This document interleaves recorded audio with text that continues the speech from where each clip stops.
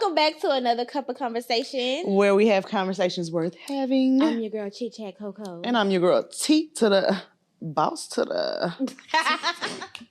Y'all like that? What would you say as far as when you hit 30, how has church culture changed since you hit 30? Like, because I know me, I prioritize real true connection, real peace, real joy over the performance of it. I think another thing too is about, like I said, I'd rather not go to Sunday church because it's I feel it's very performative, even down to the preachers, and then just thinking about like how preachers do the all of it is just performative to me, like, and the screaming and the hooping and the hollering, and I'm more of a teach me type of person. I've graduated from being the person that break down and cry every Sunday at church, because now I'm saved for real. So I need the real teaching. Like I need to hear you. I don't need you to be doing all that, because I need to focus on what you're telling me. I can't focus because you're doing all of that, and I can't focus because then you and I can't focus anymore. You get what I'm saying? I know that, and it was really prior to me hitting 30, right when me and Carrie, we joined the church we previously went to before the church we were at recently, if that makes sense.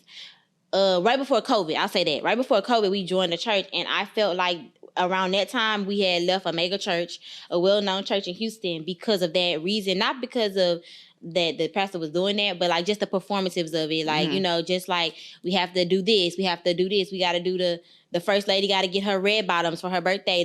All of that was just so performative to me. And so I really was in a space of like, I really want to know who God is, and I really want to know his word. And so I'm very intentional now about where I go to church, who I listen to, and who I assemble with. Because just saying I go to church out of a religiously, because that's religion. Going to church every Sunday, doing something religiously, that's religion. And I don't want to be a part of that anymore. Yeah. And so my focus have been being intentional about being the church, like they say in the Bible. Like, I get what you're saying. You being the church and you being amongst people who who are the saying church as well. That they're believers. Yeah. And so for me, that's how it has changed for me. Not, I wouldn't say 30s, but like in my latter 20s to 30 years. That's what I was just finna say. I don't think it matters. Age matters. I think since you are further along in your faith walk, that's what it looks like for you, because you've been through years of the tired theatrics. As for me, I went to church when I was young. My great granny is the one who kept us in church, so I probably went all the way up into like middle school. But when she passed away when I was in middle school, I didn't go to church from, like, I would say, well, I'm not gonna say I didn't go, because when I was in high school, we found us another church that me and my mom and them started going to, and I got baptized again there when I was like 21. But I didn't stay in the church, like you said. When you're not in there every Sunday, you don't have that same conviction like loud. And so I would still be in my Bible and stuff, but I'm not in there. So I'm not feeling convicted to stop smoking or stop doing what I'm doing, going out to the club or whatever the case may be. So I think it doesn't look different. It looks different for me because of where I'm at in my walk, not because I'm 30. I think it looks different for me because now, like you said, I'm trying to focus on the word. And I get what you mean about the theatrics. Right now, I'm in a faith walk. I'm in a season of my faith where I feel like that turns me up.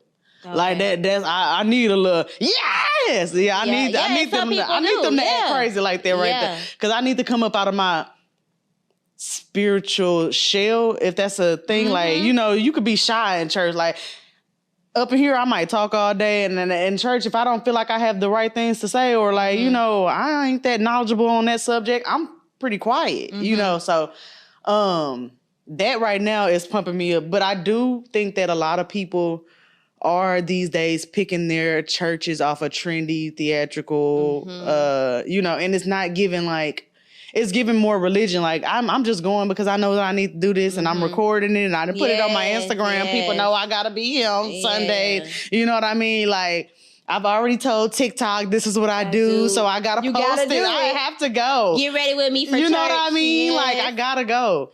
But I don't want that to be my reason to be convicted to go to church. Like, for example, last Sunday, I was telling Bubba, I just had a lot to do. And every weekend, I be piling stuff up. And on Sunday, I be wanting to rest. But I be like, man, I can't sleep in too far because I got to be at church 9:45. And I told Bubba, I said, I could stay home from church to like, I was just thinking out loud. I wasn't really asking him. I'm thinking out loud. And he was like, you can, but I'm going to go. I was like, all right. So I'm started sitting around like I wasn't going to go. But like, I started getting the conviction, like, yeah, just go ahead and go. You know, you done got up early for everything else. Well, you know what I mean? Like, so don't skip out now. Don't skip out when it comes to, you know, the Lord. So I got up and went, and that's exactly what the sermon was about. I said, baby, if I would have had to watch this on YouTube TV, I probably would have cut it off. Yeah. No, really. Like, I would have cut it off because he was talking specifically to me. Come to the house. I know there's a lot of y'all who think y'all can make it outside, and you could, you know, you might skip a day, a Sunday or two, but don't always wake up on Sundays with he called it the Sunday morning sickness. Like, you only get that on Sunday morning, and after a couple of hours, you all right to go out and drink and watch football games and do whatever you need to do. As for me, I know the latter part of probably the middle of 2025, I took a break from going to church every Sunday, specifically because I started to feel that it was out of routine and not because I needed to be there. Like, it was like, you got to go to church because you got to go to church. Yeah. Do you think some people need that, though? Yes, I do. I think even in my life, I needed that at some point. To go, just to keep going, to make it a habit, yes. But when it became, I was doing it out of religion and not because I was trying to really seek God, that's when I had to be honest with myself and say, okay, you need to take a break and really get back to the root of it, like the root, because now you're just going for fellowship. Yeah. And and that's a good component, but I don't want to just go to church for fellowship. Like, I can fellowship anytime. Like, I can go anywhere and have, you know, be with people. So I really wanted to make sure I was honed in on God. Like, my focus was really God. And so what I had started doing, I didn't do is I didn't just stay at home and not do nothing. Yeah. So what I started doing, me and my husband both, we started like basically having church at home, like, but being intentional, like getting up out of the bed, opening up the Bible, talking about it, reading it, talking about it, and seeing what God wanted us to get from it, like on our own, in our own environment. Right. And I feel like I needed that because you will go to church for all the wrong reasons. Oh, I wanna wear this outfit. Oh, I wanna, you know what I'm saying? And it's normal because we people to sometimes get in a rhythm of doing stuff just because you just do it. You know what I'm saying? And not keeping the main thing the main thing. Right, right. And so I feel like it's seasons for every faith believer, like every believer like that. Like, I feel like at the beginning, it's probably good for you to be in that, you know, just repetitive thing, just to get you in there, just to get you around people. Yeah, because, you can fellowship around anybody, but if I'm fellowshipping at the club, I ain't fellowshipping with the same people but I'm just saying that, I know what you mean, but I'm just saying that for viewer aspect, like, for people, I don't want nobody to get discouraged and be like, oh, I can't go to church if I ain't just focused in on the Lord all day while I'm there. Like, you get distracted at church, you know, you might be thinking, why they wore that? Or, you know, but you gotta get to, like you said, you gotta remember the main thing is the main thing. Yes. And I think back to the Drewski skit and back to the everybody that's in the outrage behind this, they forgot the main thing. Y'all didn't forgot the main thing because y'all sit up and y'all watch pastors in Christian Louboutins on these big old stage. You watch pastors spitting people eyes. You don't watch pastors and Maybachs and Rolls and all this. And then that's the other thing. But when we make fun of it, now it's a problem. It's a problem. It's like we have gotten away, like they say, from the plot. Like, I feel like it's okay. I honestly, I'm not gonna lie. I love God down. And that was one of my next questions. Can you love God and still side eye church behavior? Yes. Because if you don't, then who will? Like, if you don't call it out, then who will? And so, and I think the church people sometimes are the most, like, easily offended type of people. Mm-hmm. And they can't be called out. And so that's why we have this culture of we can't laugh about it. We can see it every day, but we not gonna say nothing. Yeah, but then somebody is making a joke. We mad. You know what I'm saying? But like, why we wasn't mad from the beginning? Right. You know?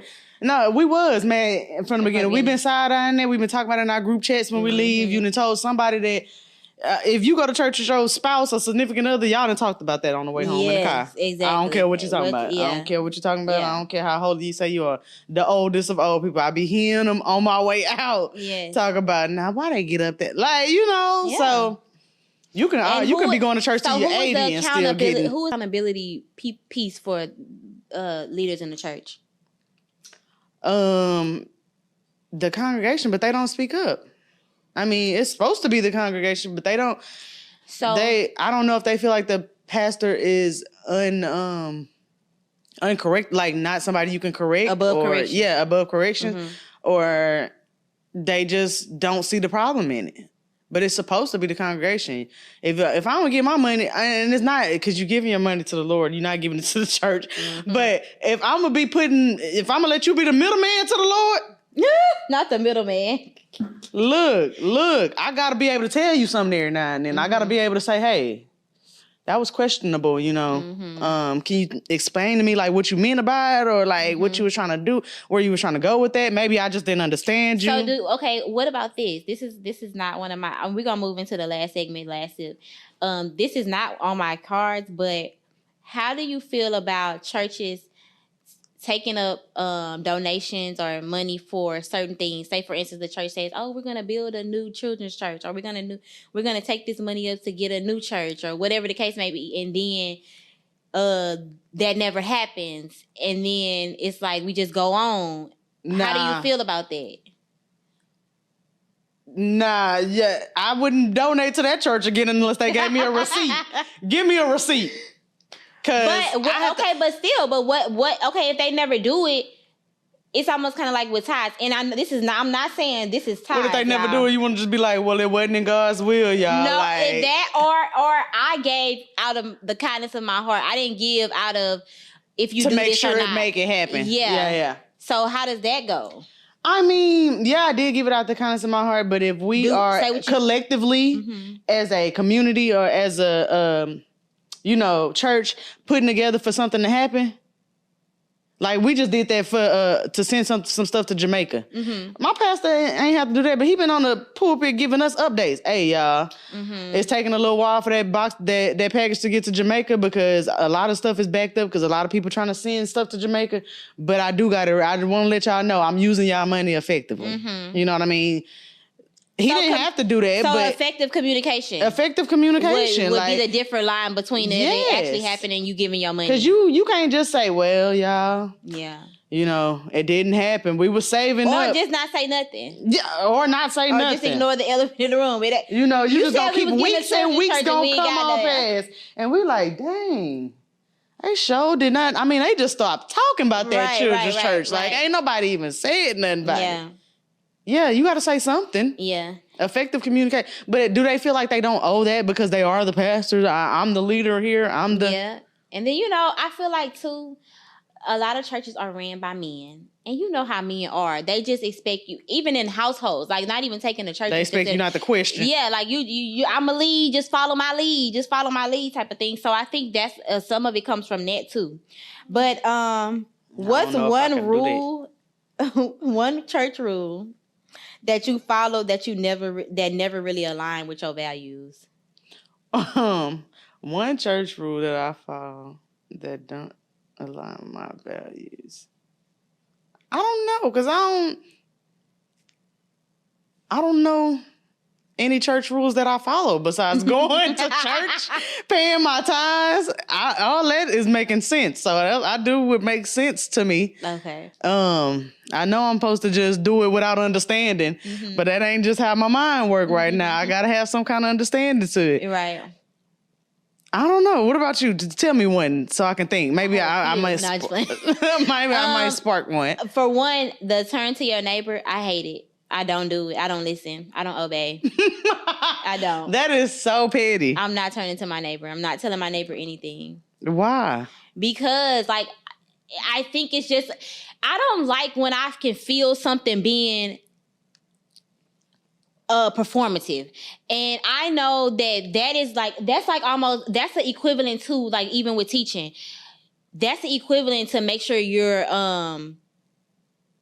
it's like an engagement strategy. You know what I'm saying? Like, it's like you know how you know the insides of something and it make you feel uncomfortable when it's really done? Like, that's what that does for me. Because it's like, okay, turn to your neighbor and say, I know that ain't right. Well, just preach. Like, I don't want to turn to my neighbor 5 times in this sermon and ask that. Like, it's just annoying to me. It is. I'm sorry. It's fine, but it's annoying to me. I ain't never seen nothing wrong with turning to my neighbor. But now that you say it, like, I mean...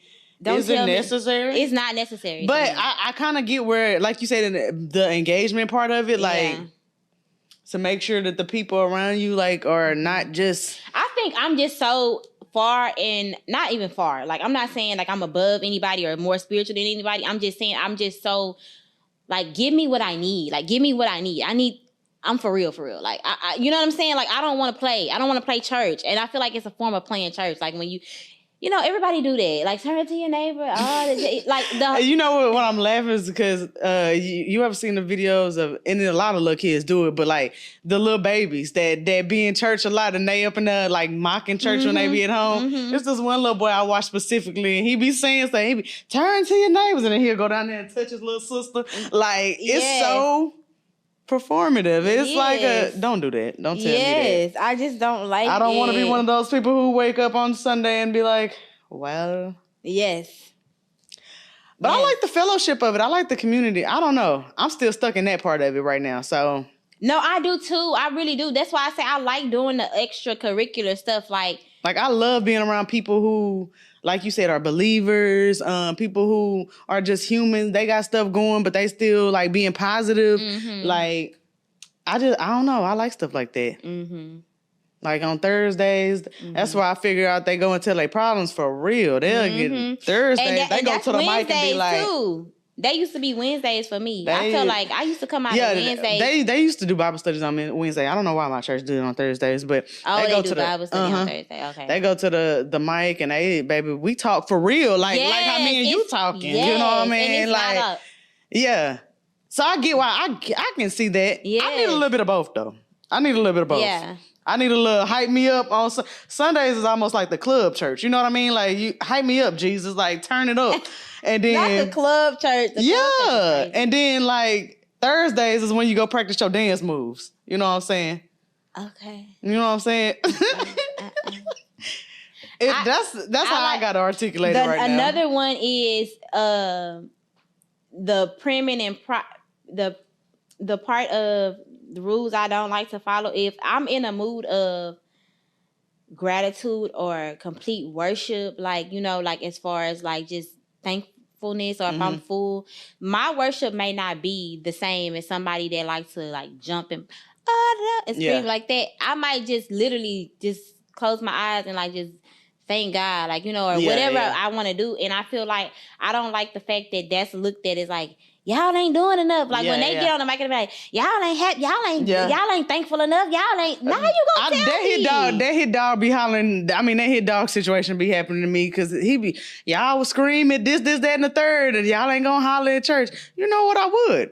I'd be at the football games going in. Right. But that's like, I don't know. Maybe I just find it, I cheer there. I worship differently here. Like, to me, sometimes because worship is different. Worship can look like a worship. First of all, is a lifestyle. It's not a thing. Yeah, it's not a thing, and so that's why I'm like, just let people. Like, it's some people that are sitting there that just they just coming to say they came and they ain't thankful enough. They just. But even I wanted to let you get to your last sip, but even the ones that's hooping and hollering, theatrics. That don't mean they came. That don't mean they came to do it. They came to hoop and holler.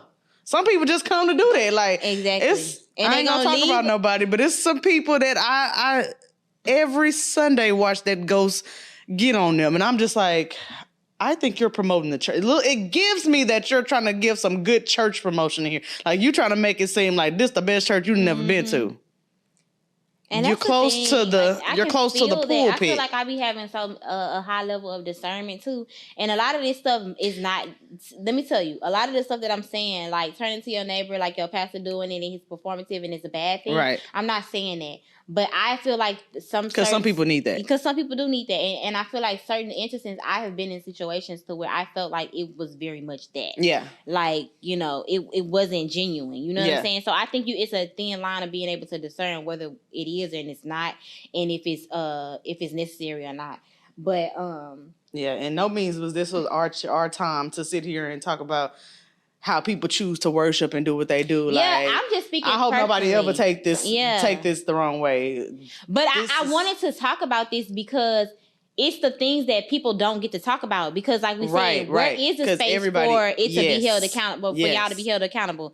You know what I'm saying? Is it necessary to let us know that you bought your wife some red bottoms for her birthday and all that at church? I don't think that's necessary for our saving our souls. I'm glad that Drewski did do the skit because it is. I feel like it might bring along a little accountability because if y'all seen it wrong when he was doing it, y'all got to see it wrong when your pastor walk up there, and you do, but you're just whispering it to your friend instead of saying, I don't know how you approach a pastor to say something like that. Like, hey, I don't. It makes us feel. I think that'll probably be the best way. To us, it feels like, because not just to me, people talking about it in the congregation. To us, it feels like boasting, bragging, whatever. If you got to tell us that you done bought your wife red bottoms, it feels unnecessary. It feels like it has nothing to do with the plot. Yeah, and it does. Like with the story, we can't. I think that's what we get away from the plot when you start adding on those different layers and you do all that doesn't have anything to do with the word. Then that's when it becomes performative and unnecessary. Yeah, you might as well have been doing a Drewski skit your damn self. Exactly. In a church, like But yeah. You got any last tips for us? But I'm not gonna get. I'm gonna go ahead and let y'all go. We're gonna let y'all sit on that one because I hope y'all. The hit dog's gonna holler. So whatever happens. Yeah, it's up and it's stuck. We said what we said. It's above us now. Definitely said what we said. Like, it's above us now. We could talk about it. Let's discuss. See you next week. Bye.